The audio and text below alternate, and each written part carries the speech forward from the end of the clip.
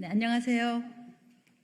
지금부터 서울시 교육감 단일화 관련 정근식 예비후보 현안 입장 발표가 있겠습니다.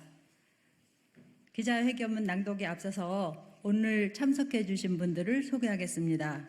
정근식 서울시 교육감 예비후보이십니다. 윤석인 희망제작소 이사장이십니다. 양동균 정근식 후보 선대위 수석 대변인이십니다. 김병혁 전 서울 강동 송파 교육장이십니다. 위정희 서울교육학부모 시민 참여단원이십니다. 네, 사회를 맡은 저는 서울시의회 교육위원입니다. 네, 지금부터 기자회견문 낭독이 있겠습니다.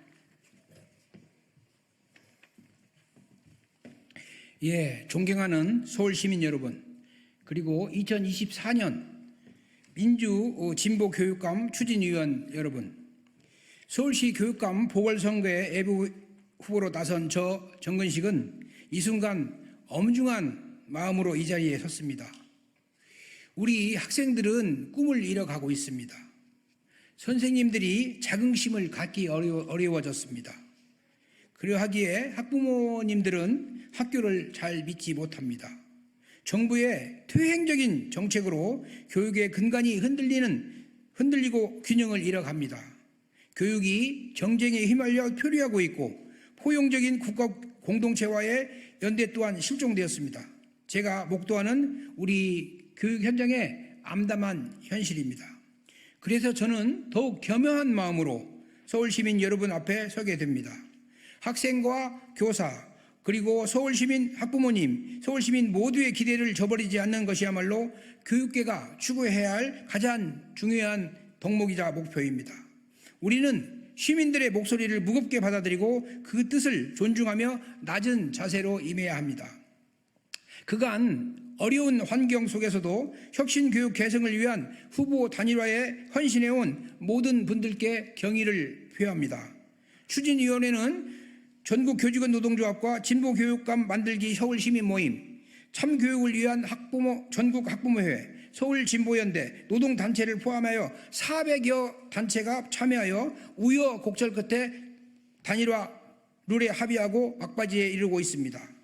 이 과정에서 나온 논의와 합의는 단순한 정치적 과정이 아니라 서울의 교육 혁신을 위해 헌신하는 모든 이들의 열정과 노력이 담긴 결과물입니다. 이 단일화 작업의 가치는 존중되어야 하며 그 틀을 깨는 어떠한 행위도 용납될 수 없습니다. 이번 교육감 선거는 특정 후보의 명예회복을 위한 수단이 아닙니다. 저는 충심으로 말씀드립니다. 민주 진보 진영 전체에 부담을 주는 행위는 중단되어야 합니다. 우리 모두는 이제 진실을 용기 있게 말을 할 수 있어야 합니다. 돌이켜봅시다. 지난 2주일 동안 민주진보교육감 후보 단일화 추진 과정은 시민들의 눈높이에서는 사뭇 실망스러운 모습과 대리 부끄러운 모습이 없지 않았습니다. 특정 후보의 독선적이고 일방적인 태도는 단일화를 진정으로 원하는 시민들과 교육계의 기대를 저버리는 행위였다고 생각을 합니다. 자신의 의견과 길만을 고집하는 것은 민주주의의 핵심 가치를 훼손하며 함께 가야 할 진보 교육의 길을 더욱 어렵게 만들고 있습니다. 역사 앞에서 진솔한 자기 성찰과 대승적인 판단을 저는 충심으로 요청합니다. 또한 단일화 과정에 참여하지 않다가 뒤늦게 출마를 선언한 후보도 있다고 들었습니다. 이것 또한 공명정대하지 않은 반칙입니다. 그래도 저는 그 또한 이번 선거 승리의 대의와 후보 단일화의 중요성을 부인하지는 않을 것이라고 믿고 있습니다. 혁신교육의 계승과 미래교육의 세정을 열어가야 한다는 큰 대의의 뜻을 같이 하고 민주진보교육감 재창출의 길에 함께 해주시라고 기대하고 있습니다. 이번 교육감 선거의 중요성과 의의를 다시 한번 강조하지 않을 수 없습니다. 현 정부 들어 흔들리고 있는 교육의 근간이 우리를 괴롭게 하고 있습니다. 역사 왜곡과 친일 교육이라는 퇴행이 공공연히 자행되는 현실입니다. 우리는 더 이상 교육이 후퇴하거나 그 근간이 흔들리지 않도록 제동을 거는 역할을 온 힘을 다해서 해야 한다고 생각합니다. 저는 우리 교육이 정치적 영향으로부터 자유롭고 오직 학생들의 미래를 위해 공정하게 운영되어야 한다고 믿습니다. 법과 정의 그리고 민주적 절차는 우리가 지켜야 할 가장 중요한 가치이며 이를 아이들에게 가르치는 것이 교육자의 소명입니다. 따라서 모든 교육 정책과 시스템은 국민과 학생들의 신뢰를 바탕으로 해야 하며 서울시 교육감 후보는 반드시 서울 시민의 여명을 받들어야 한다고 생각을 합니다. 내일이면 민주진보교육감 후보 단일화 추진위원 등록이 마감됩니다. 이제 단일화 경선을 아름답게 마무리해야 할 때입니다. 이제는 각자의 사심을 내려놓고 진정으로 서울의 교육 혁신을 이루기 위해 힘을 모아야 할 때입니다. 개인적 욕망과 편법은 이제 사라져야 하는 때가 되었습니다. 모든 후보가 대승적으로 결단과 화합의 길로 나아가 주실 것을 간곡하게 부탁드립니다. 저 스스로 그 길에 솔선수범하겠습니다. 저는 민주진보교육감으로서 혁신 교육의 개선과 미래 교육의 새 길을 이뤄가기 위해 헌신할 것을 여러분 앞에, 서울 시민 앞에 엄숙히 다짐합니다. 서울 시민 여러분, 우리 아이들의 미래를 위해 깨끗하고 당당하게 경선을 마무리하고 민주주의의 가치를 지키는 민주진보 교육계를 만들어 가겠습니다. 감사합니다.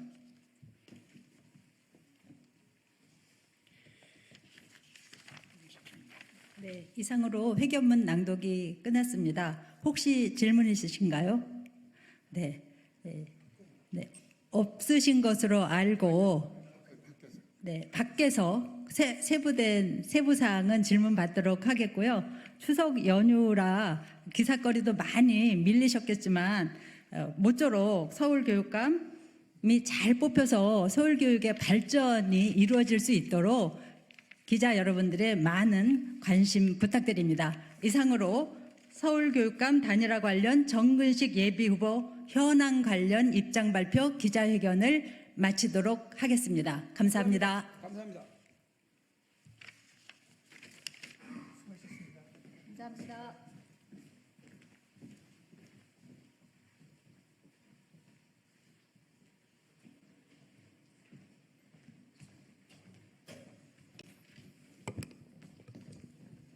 안녕하세요. 예, 반갑습니다. 저희는 근래에 국회 운영을 특정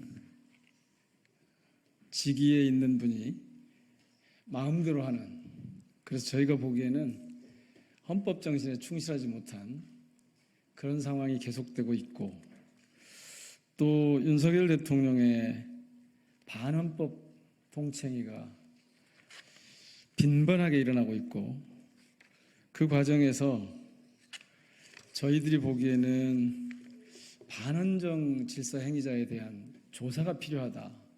또 이 검찰 독재 정권이기 때문에 검찰이 그동안 해온 이 사건 조작과 인권 침해 같은 검찰의 과거사를 좀 조명할 필요가 있는데 이것도 좀 다뤄야 한다. 그리고 마지막으로 근래 이런 우려가 나오고 있습니다.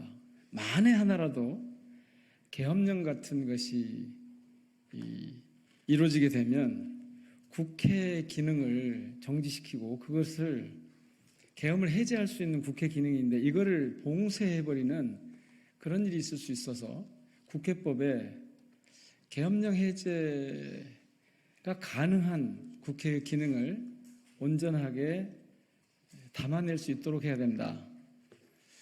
그래서 국회법 개정 조용방지법이라고 저희들이 이름 붙인, 그 다음에 조금 전에 말씀드린 것처럼 계엄령 해제를 봉쇄하는, 국회의 그런 기능을 봉쇄하는 이 두 가지 내용을 담은 국회법 개정하고 반헌특위 그리고 검찰 과거사 조사 이런 것들이 가능하도록 하는 기구를 설치하는 법안을 준비했습니다.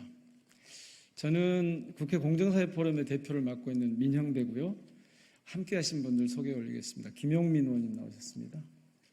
김용만 의원님 함께 하십니다.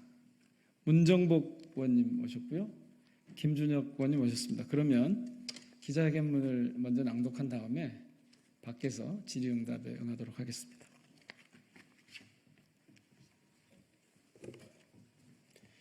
반헌법 세력을 해체하고 나라를 바로 세우겠습니다. 지금 온 나라가 엉망진창입니다. 민생 경제 파탄, 사회적 양극화와 민주주의 파괴 등 복합 위기로 성한 곳이 하나도 없습니다. 이제는 국민의 안전과 생명까지 위태롭습니다. 대한민국 위기 근원은 정치 체계의 고장, 즉 윤석열 검찰 독재에서 비롯합니다. 윤석열 정권의 헌법 파괴는 너무나 노골적이어서 이전에는 한 번도 겪어보지 못했습니다. 윤석열 정권은 반헌법 세력입니다. 주권이 국민에게 있다는 사실을 망각하고 국민과 싸우려 듭니다.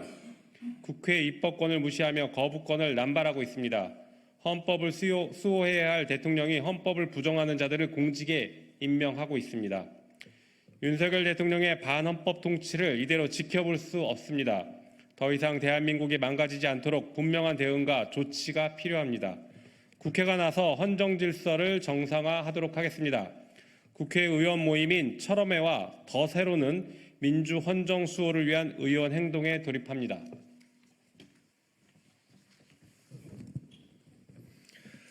먼저 국민을 위한 국회로 거듭나기 위해 이른바 주호영 방지법을 발의합니다. 지난 7월 주호영 부의장은 본회의 의사 진행을 거부했습니다. 재해병특검법 재의결안, 일본 사도광산 세계유산 등재 추진 철회 국회 결의안, 공영방송 정상화를 위한 방송사법 등 안건이 상정된 날입니다.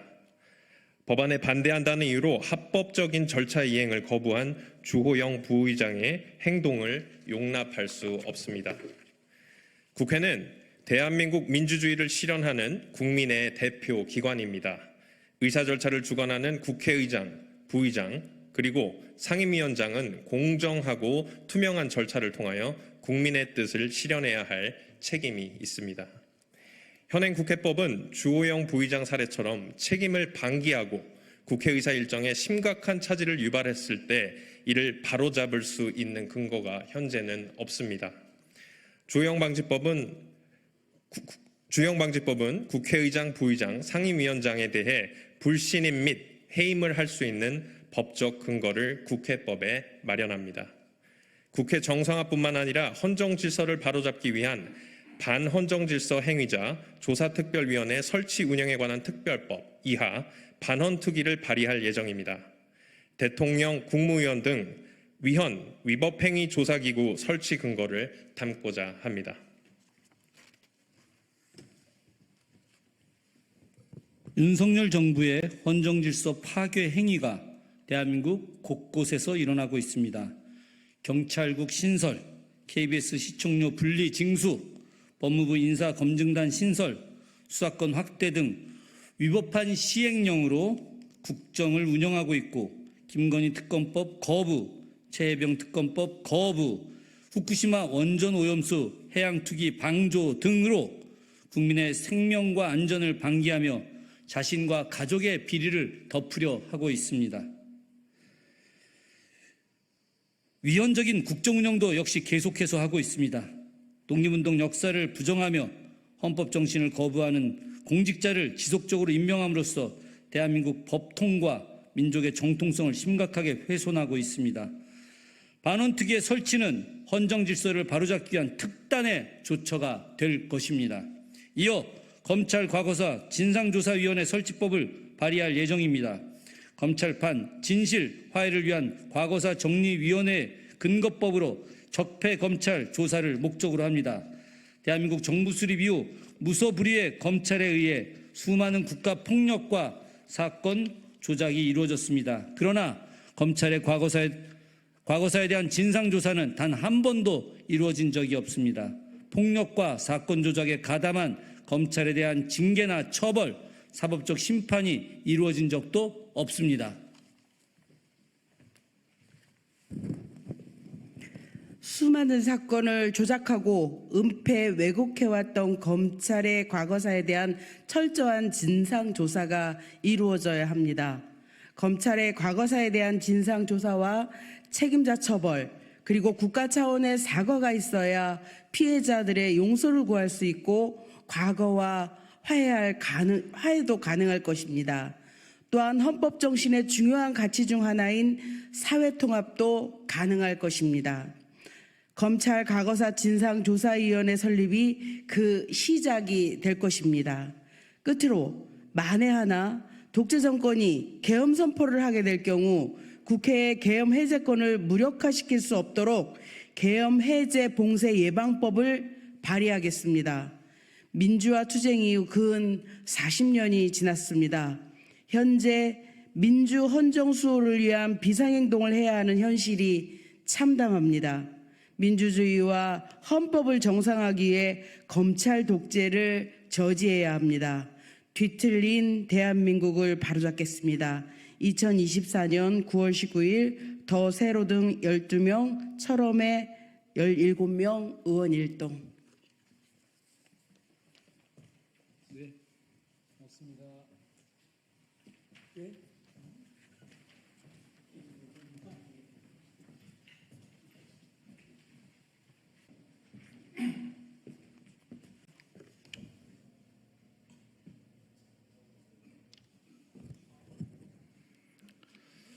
예, 안녕하십니까. 더불어민주당 수석대변인을 맡고 있는 조승래 의원입니다.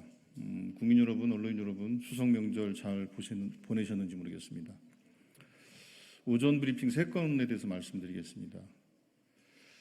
오늘 오전에 보도됐던 김건희 여사와 윤석열 대통령의 지난 2022년 보궐선거의 관여 의혹에 대한 내용, 그리고 추석 의료대란 상황에 대해서, 그리고 9.19 선언에 대해서 이 3가지 말씀드리도록 하겠습니다. 김건희 주역, 다시 하겠습니다. 김건희 주연, 윤석열 조연의 막장 드라마, 특검으로 진실을 밝혀야 합니다.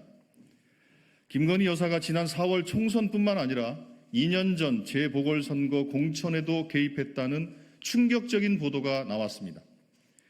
이번에는 윤석열 대통령의 이름도 함께 거론됐습니다. 사실이라면 김건희 주연, 윤석열 조연의 막장 드라마라고 불러도 과언이 아닙니다. 더 이상 특검을 미룰 수 없습니다.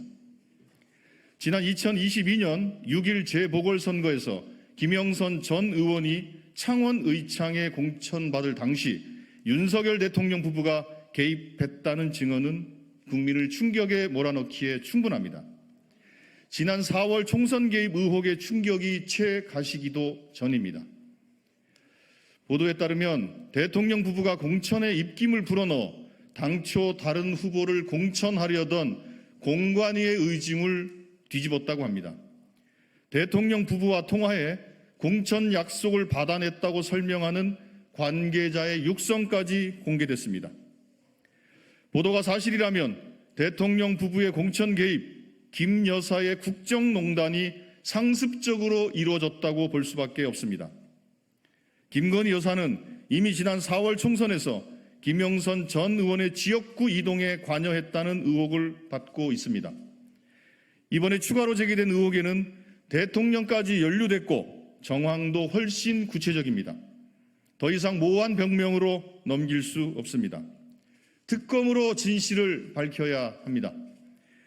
명품백 수수, 주가 조작 연루에 공천 개입까지 김 여사를 둘러싼 의혹들 모두가 막장입니다. 국민의힘이 이번에도 또다시 진실 규명을 방해한다면 스스로 공당이기를 포기하는 것으로 간주하겠습니다. 윤석열 대통령도 이제 더 이상 특검을 거부할 명분이 없습니다.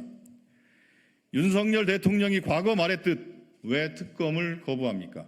죄를 지었으니까 특검을 거부하는 것입니다.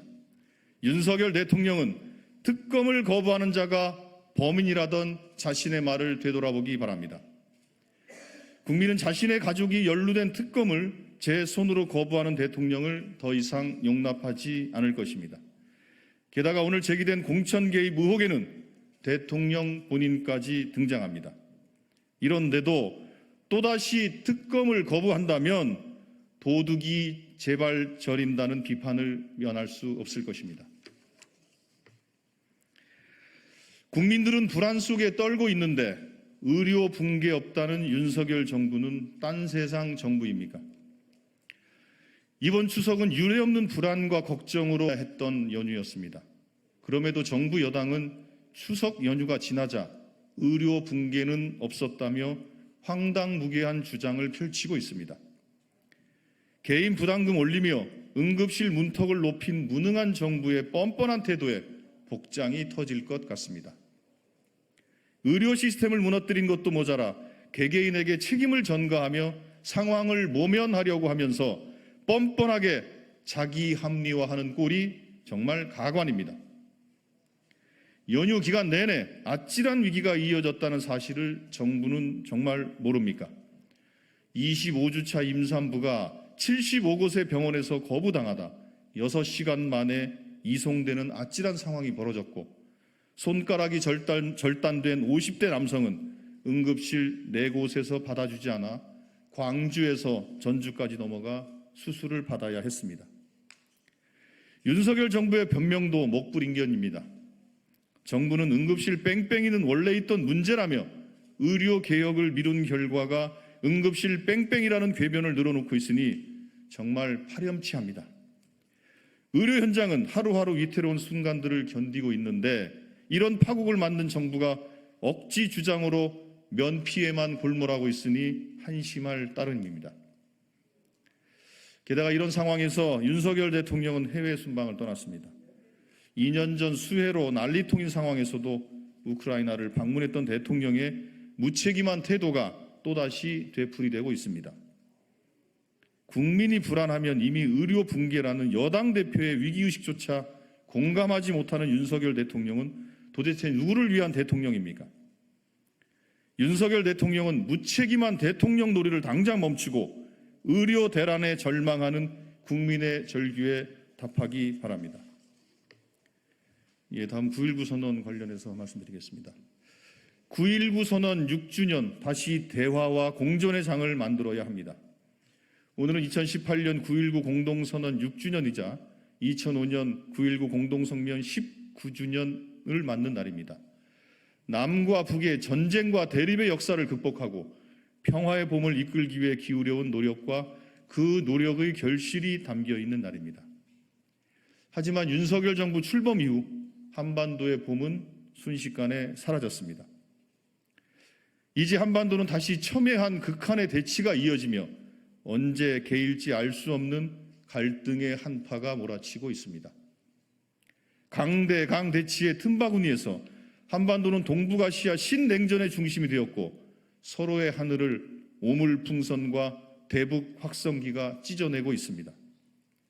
언제 다시 봄이 찾아올지 모를 극한의 겨울이지만 이럴 때일수록 내일의 평화를 위해 다시 씨앗을 뿌리는 일을 외면해서는 안 됩니다. 더불어민주당은 긴장감이 날로 높아가는 한반도에 다시 봄을 이끌어내기 위해 온 힘을 다할 것을 다짐합니다. 평화는 최고의 국익입니다. 코리아 디스카운트의 중심에는 한반도의 갈등이 있습니다. 한반도의 평화가 안착하는 순간이 최고의 국익입니다. 윤석열 정부가 진정 국익을 우선한다면 갈등 고조 대신 긴장 완화의 길을 찾는 데 최선을 다해야 할 것입니다. 이상입니다. 감사합니다.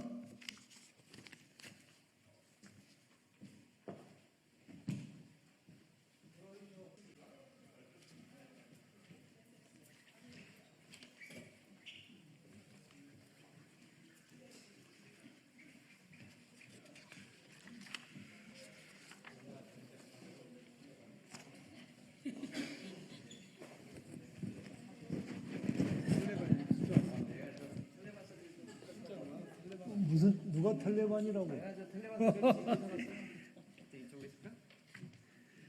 예, 한가히 잘 쉬셨습니까?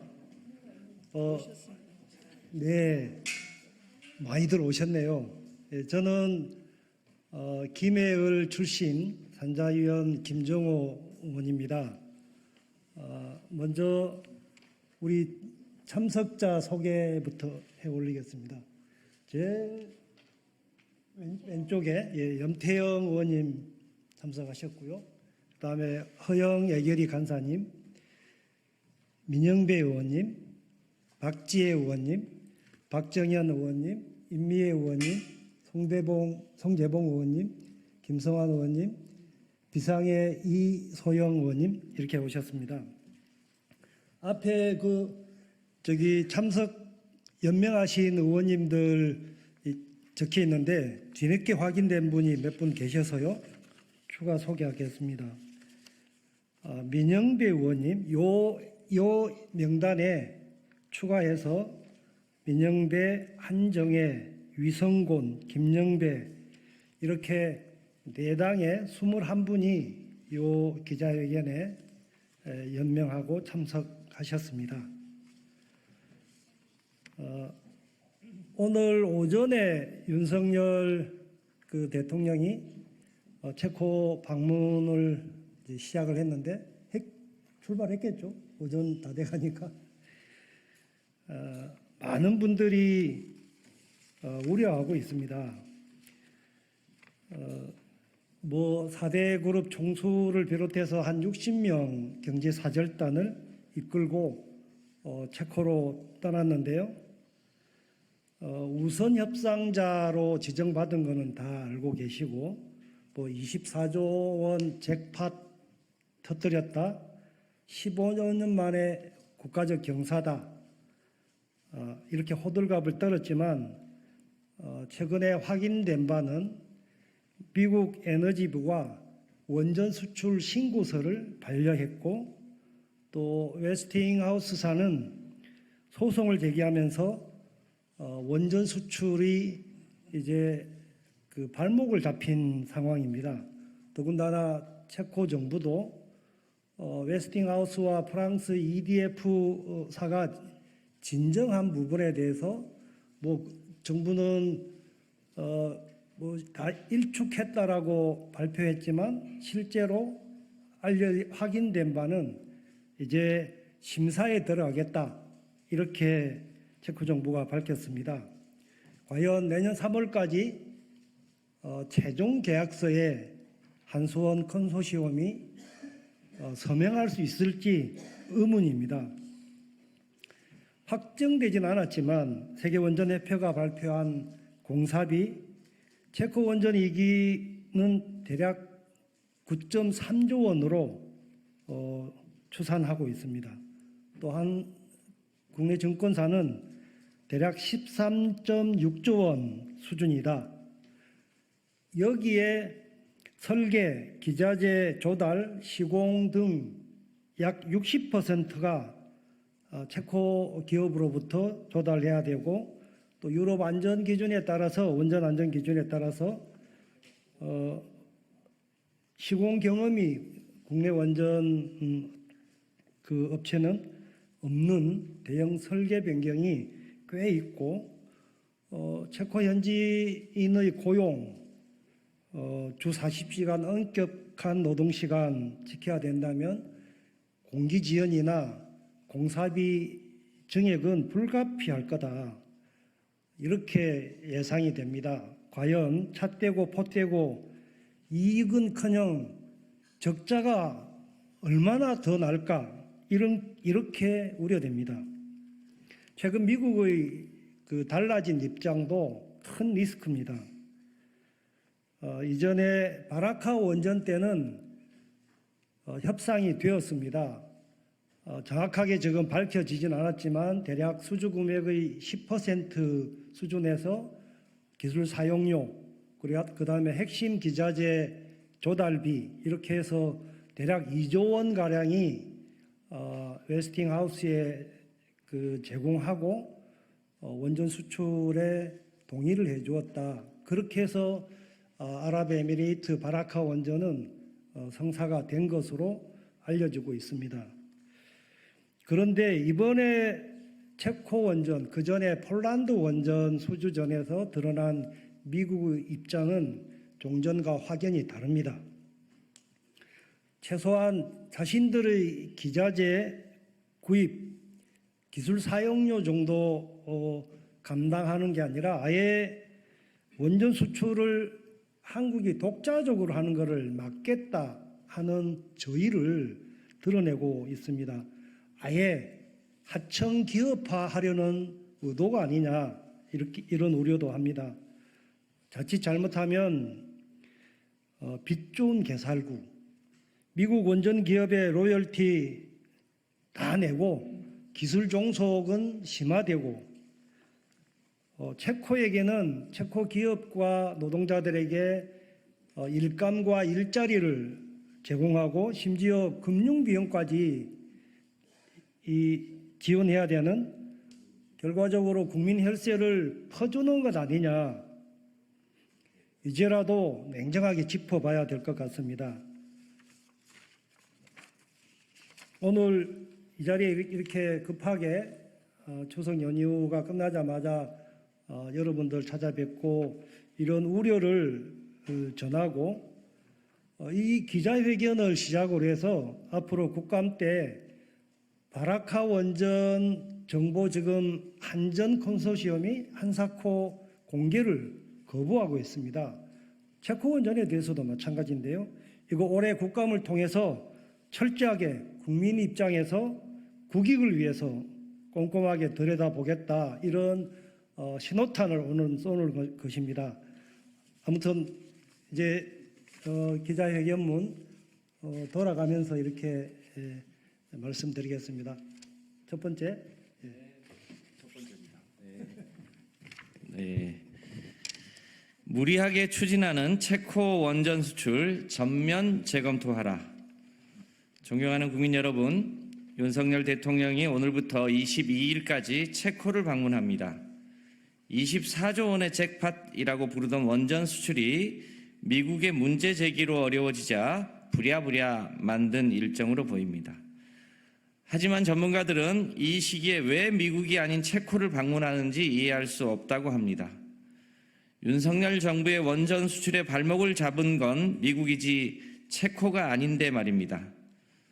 이는 그간의 균형 외교 노선을 버리고 미국에 집중했지만 미국의 정부와 원전 수출을 상의조차 할 수 없는 상황에 놓여 있다는 증거입니다. 지난 8월 안덕근 산업통상자원부 장관이 미국을 방문했을 때도 미국을 설득하지 못하고 빈손으로 귀국한 것이 이를 증명합니다. 사실 윤석열 정부의 원전 수출 열기는 처음부터 불가능했습니다. 전 세계적으로 원전은 건설 비용이 수십조 원으로 증가하면서 건설이 지연되거나 보류되고 있기 때문입니다.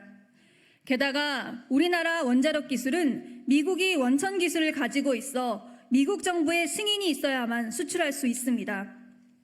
한국 수력 원자력은 22년에 체코 원전 수출 신고서를 제출했지만 미국 에너지부는 절차를 지키지 않았다며 신고서를 반려했습니다. 또한 지난해 한미 정상회담에서 윤석열 대통령은 원자력 관련 각국의 수출 통제 규정과 지식재산권을 존중하겠다는 성명서에 서명했습니다. 앞으로 원전 수출은 미국의 통제를 받겠다고 스스로 인정한 것입니다. 미국 측은 한미 정상 공동성명에서 언급한 지적재산권을 무기로 체코 원전 수출에 대해 회의적인 의견을 표시했습니다. 윤석열 정부는 자신들의 외교 정책이 어떤 식으로 전개될지 제대로 검토조차 해본 적이 없는 듯합니다. 미국에 일방적으로 퍼주기만 하는 외교가 윤석열 대통령이 말하는 국익인지 묻고 싶습니다. 이번 체코 순방은 내년 원전 최종 계약을 위한 통상외교의 일환입니다. 그러나 미국이 원전 산업 생태계 복원과 원전 주도권 확보를 위해 수출 통제라는 카드로 한국 원전 산업 발목 잡기를 하는 상황에서 대통령의 방문이 효과가 있을 거라고 생각하기 어렵습니다. 이뿐만이 아닙니다. 우리나라 원전의 원천 기술을 가지고 있는 웨스팅하우스가 체코 원전 수출을 문제 삼자 윤석열 정부와 한국 수력 원자력은 핵심 기자재를 웨스팅하우스와 협력해 납품하는 것을 협의하고 있습니다.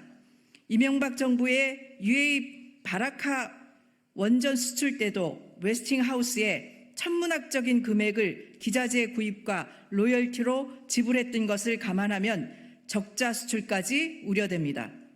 22년에 지어진 핀란드 올킬루토 3호기는 한 개 원전에 21.8조 원이 투입되면서 세계 최대 원전 업체였던 아레바를 파산으로 이끌었습니다. 영국의 힌클리 1, 2호기는 두 개 원전에 비용이 77조 원으로 증가하면서 프랑스 전력 업체인 EDF를 위기로 몰아넣었습니다.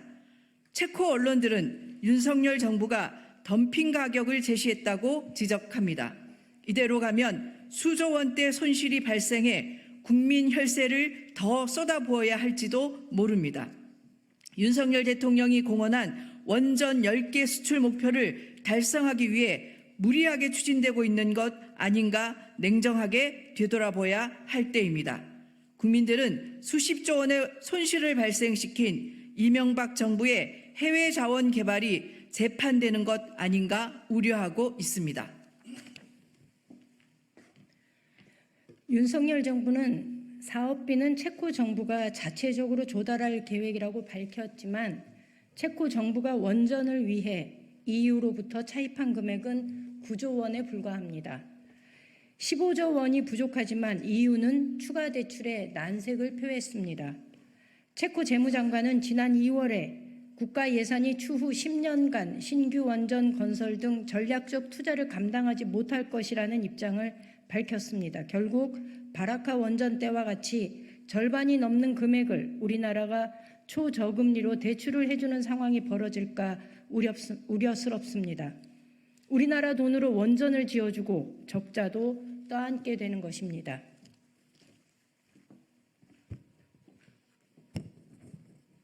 체코 정부가 우리나라 편을 들어주고 있다고 하지만 그것도 사실이 아닙니다.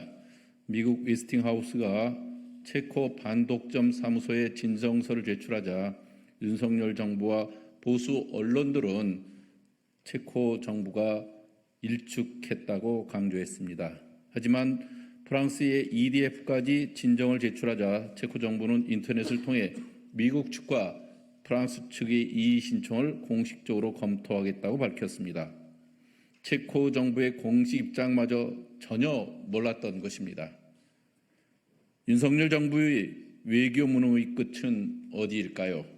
우리는 천문학적인 국민 혈세를 낭비할 수 있는 이 상황을 더 이상 좌시할 수 없습니다.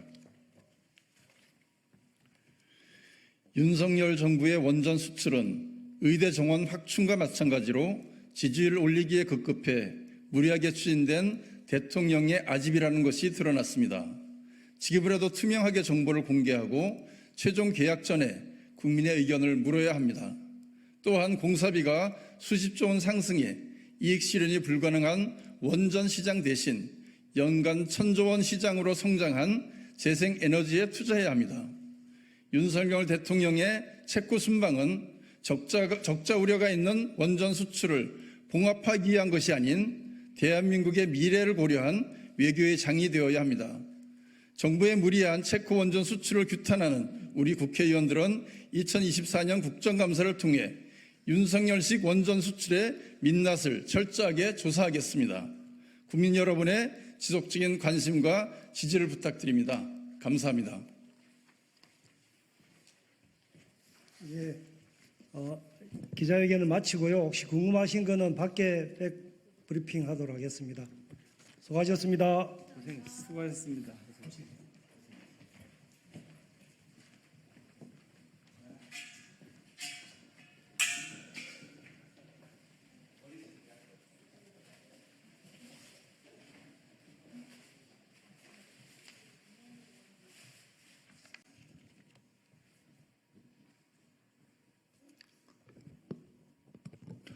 국민의힘 2024년 9월 19일 논평 시작하겠습니다.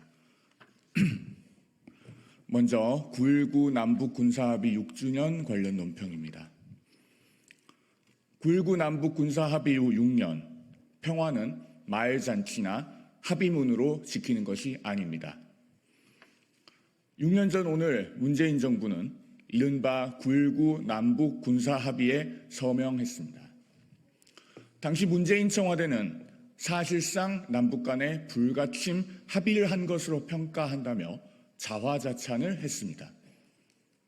그 후 6년, 현실은 문재인 정부의 장밋빛 환상과는 정반대였습니다. 일체의 적대 행위를 전면 중지한다고 했지만 북한은 9.19 군사 합의 후 5년간 무려 3,600여 차례나 위반과 도발을 반복했습니다. 그런데도 문재인 정부는 9.19 군사 합의를 지켜야 한다며 우리 군의 정찰 자산을 스스로 묶어놓기 바빴습니다. 9.19 군사 합의가 우리 안보를 위협하는 족쇄로 작용했습니다. 급기야 작년 11월 북한은 적반하장식으로 9.19 군사 합의 전면 파기 선언을 하더니 최근에는 고농축 우라늄 제조 시설을 공개하고 거듭된 미사일 발사와 오물풍선 띄우기로 복합 도발을 감행하고 있습니다. 역사를 조금만 알아도 예상할 수 있었던 결과였습니다. 1938년 9월 체인벌린 영국 총리는 독일은 더 이상 영토를 요구하지 않는다는 히틀러의 친필 서명이 담긴 서약서를 흔들면서 이것이 우리 시대를 위한 평화다라고 했습니다. 히틀러의 서약서가 휴지 조각이 되기까지는 불과 반년밖에 걸리지 않았습니다. 문재인 전 대통령은 9.19 군사합의 당시 남북 관계에 관해 가장 중요한 결실은 군사 분야 합의라고 했습니다. 그 말에 책임을 져야 할 문재인 전 대통령은 작금의 안보 현실에 대해 일말의 반성이나 단 한마디의 사과도 하고 있지 않습니다. 역사적 교훈을 잊지 않아야 실패를 반복하지 않을 수 있습니다. 평화는 허황된 말잔치나 유명무실한 합의문으로 지키는 것이 아닙니다.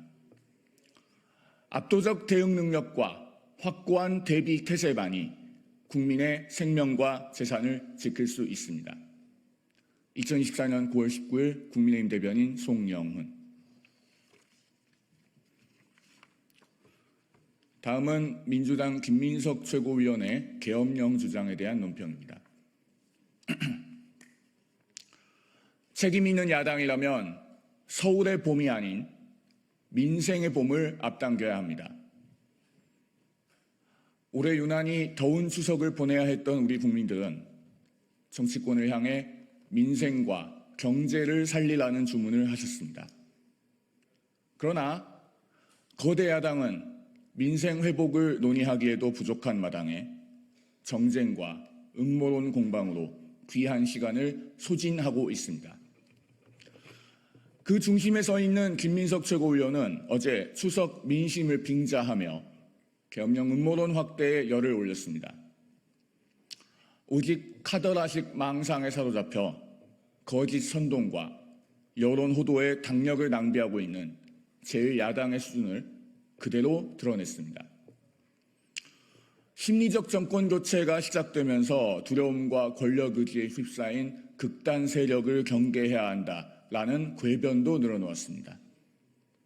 또한 민주당 내에 서울의 봄팀이라는 계엄령 대응팀이 준비되고 있으며 곧 진전된 입장을 밝힐 것이라고도 했습니다. 민주당이 광우병, 천안함, 세월호, 사드, 후쿠시마 괴담에 이어서 계엄령 음모론에 불을 지펴대는 의도는 너무나 뻔합니다. 대통령 탄핵 구실로 삼아보려는 정략이자 이재명 대표의 사법 리스크를 희석시키려는 꼼수인 것입니다. 민주당은 이제라도 유언비어 선동 망상에서 깨어나 여당과 머리를 맞대고 민생 회복을 위해 노력하기 바랍니다.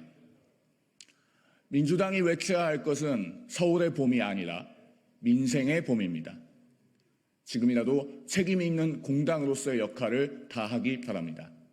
2024년 9월 19일 국민의힘 대변인 송영훈.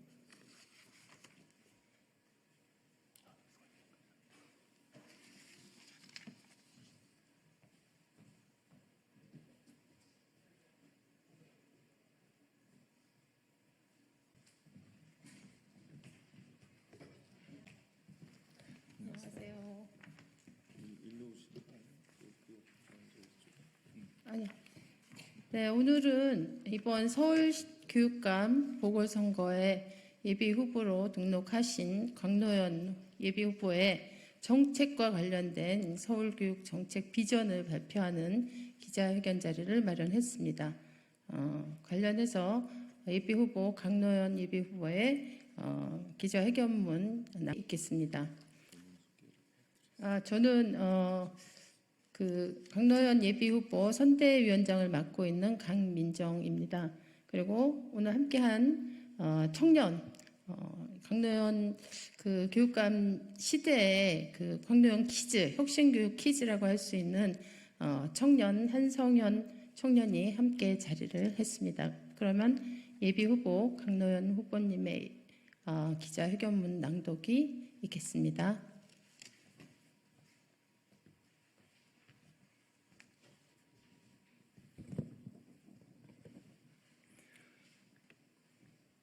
정치검찰에 유린당한 서울교육을 구하고 대전환 시대를 살아갈 당당한 시민을 길러내겠습니다. 이번 서울시 교육감 보궐선거는 정치검찰이 교육을 흔들고 지배하려는 기도를 분쇄하는 선거이자 윤석열 교육을 심판 탄핵하는 선거입니다. 지금 대한민국은 검찰의 권력화가 도를 넘어서고 있습니다. 전두환 시대의 보안사와 안기부 역할을 윤석열 정권의 앞잡이가 된 검찰이 대신하며 망나니 칼춤을 휘두르고 있습니다.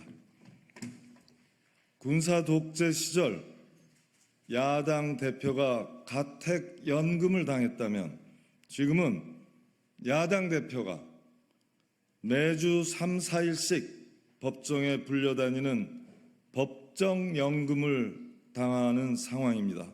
무슨 말이 더 필요하겠습니까? 법정연금은 가택연금보다도 더 교묘하게 진화된 정적 죽이기입니다. 이명박 정부에 맞서 무상급식과 체벌금지를 이뤄낸 저 곽노연은 정치검찰의 칼에 쓰러졌습니다.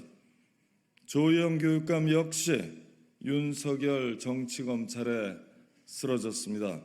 모두 서울 진보교육감 죽이기였습니다. 아무리 좋은 교육정책을 만들어도 정치검찰을 앞세워 진보교육감 죽이기가 계속된다면 교육이 제대로 설 자리가 없고 우리 아이들이 안전하게 자랄 수 없습니다. 12년 전 진보교육 죽이기가 잠시 성공한 듯 했지만 조희영 교육감이 당선되며 서울 진보교육감 2기가 다시 시작되었습니다. 서울 시민의 강력한 지지와 단호한 심판이 만들어낸 것입니다. 지금 윤석열 정치검찰에 유린당한 서울교육도 민주진보 교육감의 혁신교육을 지지하는 시민의 힘으로 다시 서울교육의 봄을 열어주실 것을 믿습니다. 저는 21세기 대한민국 혁신교육을 혁신하고 진보시킬 21대 교육정책을 마련하였습니다. 혁신을 혁신하는 저의 21대 교육정책의 기본 원칙은 다음과 같습니다. 공감 가능한 정책, 체감 가능한 변화, 측정 가능한 진보.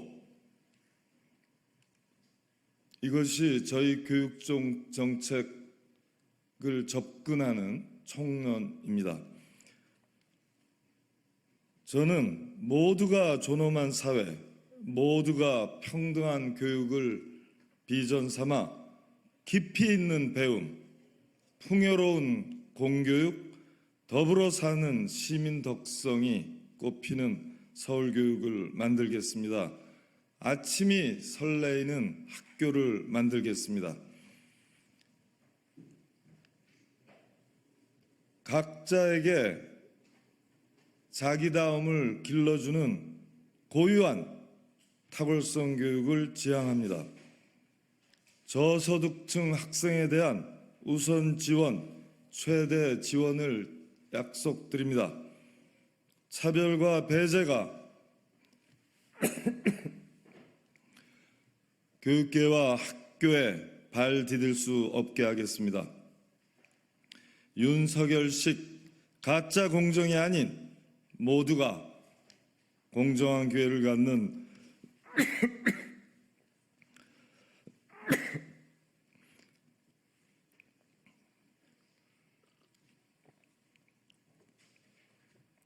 윤석열식 가짜 공정이 아닌 모두가 공정한 기회를 갖는 교육을 실현하겠습니다. 첫째, 모두가 함께 만드는 서울교육을 실현하겠습니다. 교육 3주체와 시민 참여를 실질화, 활성화, 제도화해서 교육에 대한 새로운 사회계약을 서울에서부터 도출하겠습니다.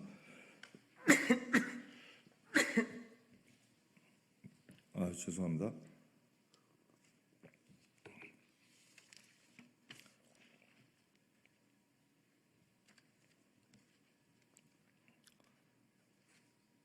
시민 참여를 조직해서 교육 개혁의 온도와 속도를 높여야 합니다. 정책의 교착 상태를 뚫고 새 돌파구를 내서 새 기운을 불어넣어야 합니다. 교육을 둘러싼 다양한 견해와 교육 주체 간의 갈등을 해결하고 대전환 시대에 맞는 교육 방향을 확립해야 합니다. 더 이상의 지체는 대한민국 미래를, 아이들의 미래를 포기하는 일입니다. 이를 위해 교육 3주체와 일반 시민의 교육 정책 참여를 일상화하겠습니다. 둘째,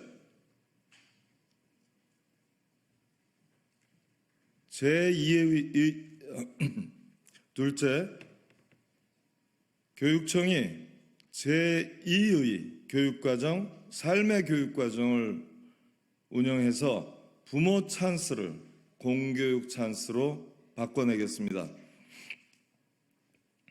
지금까지 부모 찬스의 형태로만 제공되던 지적 호기심, 자존감, 자기다움을 길러주는 제2의 삶의 교육과정을 운영하겠습니다. 공교육이 교과 중심 학교 교육과정을 넘어서는 제2의 교육과정을 주말학교, 방학학교 형식으로 무상 제공하겠습니다. 부모 찬스를 뛰어넘는 공교육의 기회를 확대하겠습니다. 부모 능력이 국영수 성적을 만들고 있습니다. 부모 운이 상대적으로 열악해서 부모 찬스 교육 기회를 뒷받침받기 어려운 저소득층 가정 아이들은 지금의 교과 중심 학교 교육과정 아래서 학습 동기 부여와 적성 탐색, 사회성과 시민 덕성 함양이 쉽지 않습니다.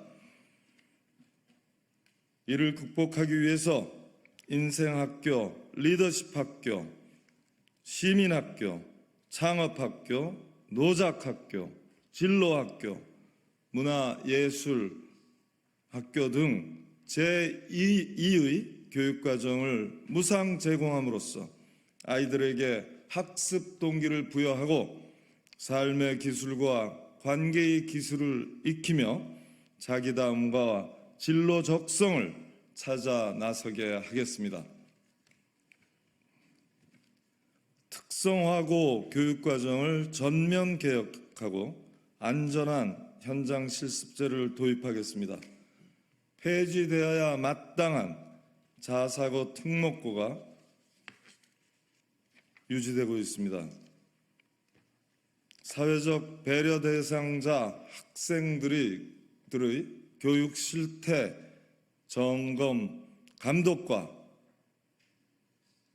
운영 책임 감독을 강화하겠습니다. 학부모 부담 경비인 현장 체험 학습비와 학생 교통비도 단계적으로 무상화하겠습니다. 학생 무상 교통카드를 통해 공교육에 속한 학생들이 등하교는 물론이고 지역사회의 다양한 문화예술 스포츠 인프라에 접근 가능하도록 하겠습니다. 셋째, 누구도 뒤처지지 않는 기본 학력 보장 정책을 추진하겠습니다. 기본 학력의 실질적 보장을 위해 초등 기초 1, 2학년 및 교육과정이 고난도로 올라가는 학년 3학년과 5학년입니다. 그 고난도 학년에 1교사, 2교사제를 단계적으로 전면화하겠습니다. 인공지능 시대에 걸맞게 수학, 영어, 교육의 패러다임 전환을 추진하겠습니다. 학생 정서 안전은 기본 학력과 건강한 일상의 전제입니다. 팬데믹 이후 악화된 학생 신체 정신 건강 비상사태를 선포하고 이를 회복하기 위해 획기적인 지원 체계를 도입하겠습니다. 넷째, 교권 강화를 위한 실질적 대책을 마련하겠습니다. 아이들을 직접 가르치는 초중등 평교사들의 교권이 보호받기 위해서는 학교장의 책임 강화가 필수적입니다. 학교장은 교육과정 전문가는 물론이고 수업을 방해하는 도전행동 아이들과 특별 배려가 필요한 아이들에 대한 지원 전문가가 되어야 합니다. 악성 민원을 직접 전담 처리하며 평교사들의 교권을 보호하는 방패가 되어주어야 합니다. 전국 13,000명도 넘는 교장 선생님들이 직무 기준으로 삼을 학교장 직무 가이드라인을 서울교육청이 솔선수범해서 만들겠습니다. 교사, 학생, 학부모 자치가 살아나는 학교 자치 시대를 열겠습니다. 동시에 교사의 직무 밖 정치기본권 확보에 앞장서서 교권 약화의 근본 원인을 해결하겠습니다. 다섯째, 더 넓게, 더 깊게 연결하는 민주시민교육을 실시하겠습니다. 올해가 가장 시원한 여름이라는 이야기가 나올 정도로 기후위기는 현실이 되었습니다. 아이들이 절규하고 있습니다. 이 절규에 우리가 응답해야만 합니다. 기후위기 시대를 살아갈 우리 아이들이 생태주의적 감수성을 가진 시민으로 자라나도록 생태 시민교육을 강화해 나가겠습니다. 마을, 지역, 사회 참여 교육과정을 확대해서 삶과 연결된 민주시민교육을 뿌리내리겠습니다. 기후위기 시대와 인공지능 시대를 살아갈 수 있도록 깊이 사유하며 문제의식을 갖고 질문할 줄 아는 그리고 공감, 협력할 줄 아는 미래교육 시대를 활짝 열겠습니다. 여섯째, 뉴라이트 친일 교육의 침탈을 막아내겠습니다. 윤석열 정권의 전형적인 뉴라이트 논리가 국민들의 분노 지수를 높이고 있습니다. 대통령은 독도는 우리 땅이라는 말조차 꺼려하고 있고 일부 강요들은 일제강점기 대한민국 임시정부를 부정하는 지경까지 와 있습니다. 역사교육은 단순히 과거 교육이 아니라 현재와 미래를 결정합니다.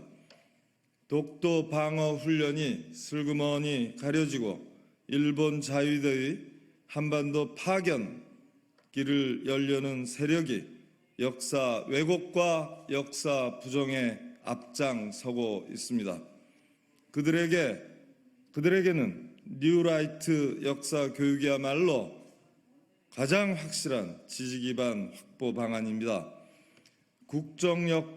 역사 교과서 투쟁에서 이룬 승리의 힘을 모아 그 맨 앞에서 친일 역사 교육 침탈을 단호하게 막아낼 것입니다. 헌법 정신과 우리 영토를 지키는 역사 교육, 특히 근현대사 교육을 강화하며 토론 교육을 확대하겠습니다. 한중일 청소년 의회를 정례화하고 한중일 역사교사 교류 및 원격 국제 수업을 확대하겠습니다. 윤석열 교육정책이 만들어낼 퇴행을 막아내는 것이 서울교육의 절박한 과제입니다. 서울혁신교육을 파괴하려는 정치검찰을 탄핵하고 교육 퇴행을 초래할 윤석열표 교육정책을 탄핵해서 더 큰 탄핵의 길을 여는 삼중 탄핵 입금이 광노연이 되겠습니다. 2024년 9월 19일 서울교육감 보궐선거 예비후보 광노연입니다.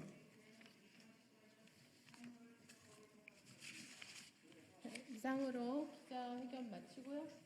혹시 질의가 있으신 분은 백돌 바깥에서 진행하도록 하겠습니다. 감사합니다.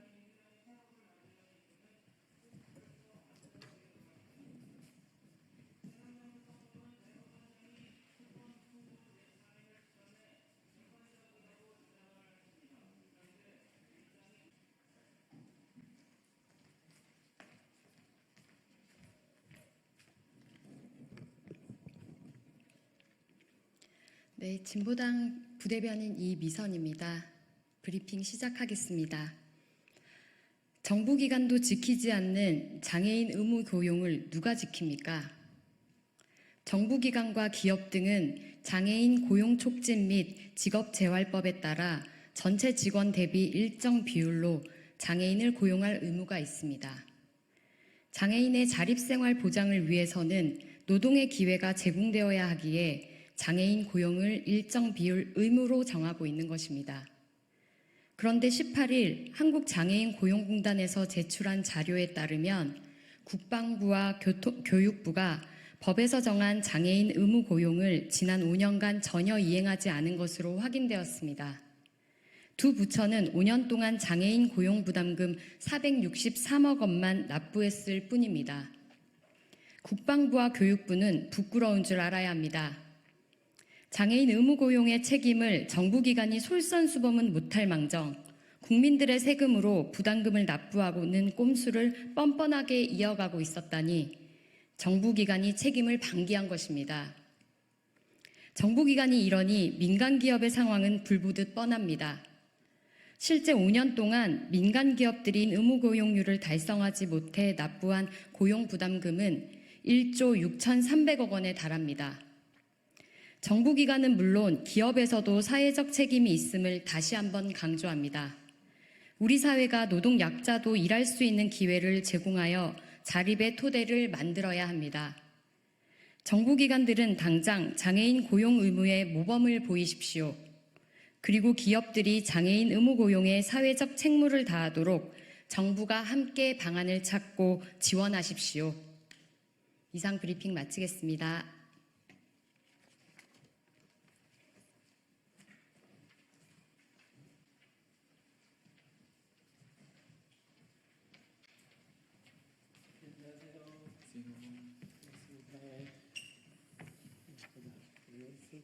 이쪽 한번 쓰시고요. 네네네. 좀 쓰시고, 네네.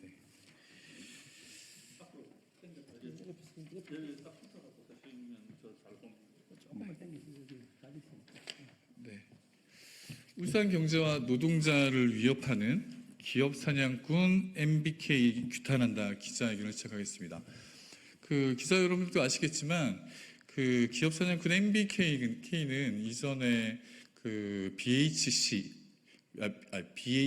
치킨 그리고 네파 그리고 홈플러스 그리고 ING 생명까지 그 사모펀드를 활용해서 기업을 합병하고 기업 정상화라는 명목으로 기업을 구조조정하고 노동자들을 정리하고 하면서 그리고 나서 그걸 다시 되팔면서 이익을 봤던 기업입니다. 특히 ING 생명 같은 경우는 신한금융 지주에다가 되팔면서 2조 원을 벌어들였다고 하더라고요. 그러면서 그 슬림함으로 노조 그리고 노동자들을 구조조정 시키면서 그렇게 성장했다고 합니다. 그런 기업에서 지금 울산 향토 기업인 고려아연에 대한 그 M&A가 들어와서 이에 대한 좀 규탄을 하고 저희 고려아연 노동자들이 2,000명 정도 되는데 가족까지 포함하면 6,000명, 7,000명이 넘습니다. 이 가족의 생존권 문제이기 때문에 저희 울산에 있는 의원님께서는 이에 관련해서 그 대책을 마련하고 규탄하는 기자회견을 연 겁니다. 우선 간단하게 우선 소개를 드리면 그 울산 북구의 윤종호 국회의원님 같이 참석하셨습니다. 네, 그리고 문병국 그 고려아연 위원장님 참석하셨습니다. 네, 그리고 신봉철 부위원장님 참석하셨습니다. 그리고 김상욱 사무국장님 참석하셨습니다. 우선 윤종호 의원님 한 말씀 좀 듣도록 하겠습니다. 먼저 한 말씀 하시고. 그러면 그 위원장님이 그래도 한 말씀 하시고, 네네네. 반갑습니다. 저는 고려아연 노동조합 위원장 문병국입니다. 제가 오늘 이 자리에 선 배경에 대해서 잠깐 설명드리겠습니다. 저희 고려아연 노조는 지금 저희 회사가 설립된 지는 한 50년이 됐습니다. 50년 창사 이래 지금 MBK라는 사모펀드가 저희 회사를 공개 매수하려고 지금 영풍하고 손을 잡고, 그런데 MBK의 어떤 형태는 몇 번의 M&A를 통해서 거의 모든 부분에 대해서 약탈과 매수, 그다음에 여러분들 잘 아시겠지만 고용 불안, 그다음에 정리해고 여러 가지 형태의 모습을 보여줬습니다. 저희 회사라고 결코 이분들이 안 할 거라는 보장도 없고 전문 경영인을 통해서 열심히 하겠다고 하는데 그 부분에 대해서는 절대 믿을 수가 없고, 저희들이 여기에 온 이유는 지금 MBK 파트너스가 하고자 하는 그런 공개 매수에 대해서 절대 반대하고, 저희들이 노동조합은 저희 고용 안정과 우리 조합원의 생존권을 지키기 위해서 이 자리에 섰습니다. 잘 좀 부탁드리겠습니다. 감사합니다.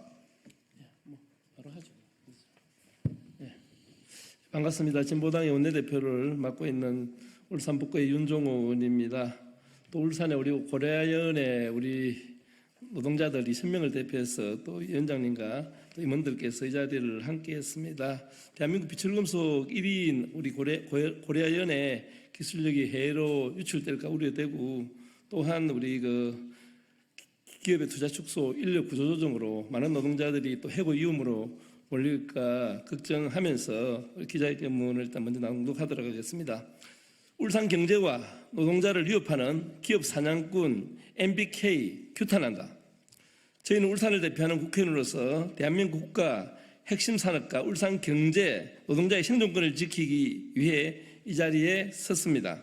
최근 MBK 파트너스가 다국적 투기자본과 결탁에 비철금속 업계 1위인, 세계 1위인 고려아연을 대상으로 적대적 인수합병을 시도하고 있어 울산 시민과 고려아연의 노동자들은 심각한 우려 속에 상황을 주시하고 있습니다. 이번 인수합병 시도는 대한민국과 울산 경제의 근간을 흔들 수 있는 문제입니다. 고려아연은 대한민국의 비철금속 재련 기술을 세계 1위로 끌어올린 국가 핵심 산업의 중추이자 2차 전지 핵심 소재 주요 생산 기업입니다. 그러나 MBK는 오로지 단기적 이익을 쫓아 국가 경제와 산업 경제력을 망가뜨려 왔습니다. 홈플러스, BHC 치킨, 네파 등을 인수하며 가맹점 계약을 부당으로 해지하고 인력 구조 조정과 점포 매각, 물품 공급을 중단하는 등 잔혹한 방식으로 막대한 시세 차익을 남긴 투기자본입니다. 이번 고려아연 인수합병 시도 역시 미래 먹거리 발굴과 기획 경쟁력은 내변개친 채 단기 이익을 극대화해 처분할 목적으로 이용해 국가 경제의 근간을 흔드는 심각한 결과를 초래할 것입니다.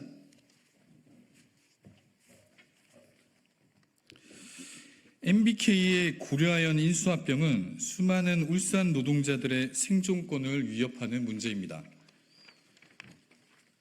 과거 MBK는 ING 생명 인수 후 신한금융지주에 매각하는 과정에서 2조 원 이상의 차익을 냈음에도 수백 명에 달하는 구조조정과 역의 탈세를 일삼았습니다. 또한 홈플러스 인수 후에는 일방적인 점포수 축소와 구조조정으로 심각한 사회적 갈등과 논란을 낳았습니다. 이번에도 MBK는 계산기를 두드리면서 고려아연 노동자들과 가족의 삶을 짓밟을 것이 자명합니다. 고려아연은 이미 세계적인 경쟁력을 갖춘 초우량 기업입니다. 부실 기업을 인수해 재편하고 가치를 창출하는 일반적인 사모펀드와는 다른 약탈적 기업 사냥꾼 MBK의 인수합병 시도는 대한민국과 울산의 경제를 흔들고 노동자 일자리와 생계를 위협하는 행위입니다. 이에 우리 울산 국회의원들과 고려아연 노동자들은 촉구합니다. MBK는 고려아연에 대한 적대적 인수합병 시도를 당장 중단하십시오. 대한민국 정부는 산업 생태계와 노동자들의 생존권이 달린 이 문제 해결에 적극 나서야 합니다. 존경하는 국민 여러분, 그리고 울산 시민 여러분, MBK의 고려아연 인수 시도는 단순한 기업 간 거래가 아닙니다. 저희 국회의원들은 이 문제의 심각성을 깊이 인식하고 울산 시민과 고려아연의 노동자들 그리고 국민 여러분과 함께 이 위기를 막아내기 위해 끝까지 싸울 것입니다. 네, 기자회견 혹시 마치기 전에 사무국장님이나 혹시 부인자 하실 말씀 있다는 게 말씀해 주셔도 됩니다. 네네. 네, 그럼 기자회견 마치도록 하겠습니다. 고맙습니다.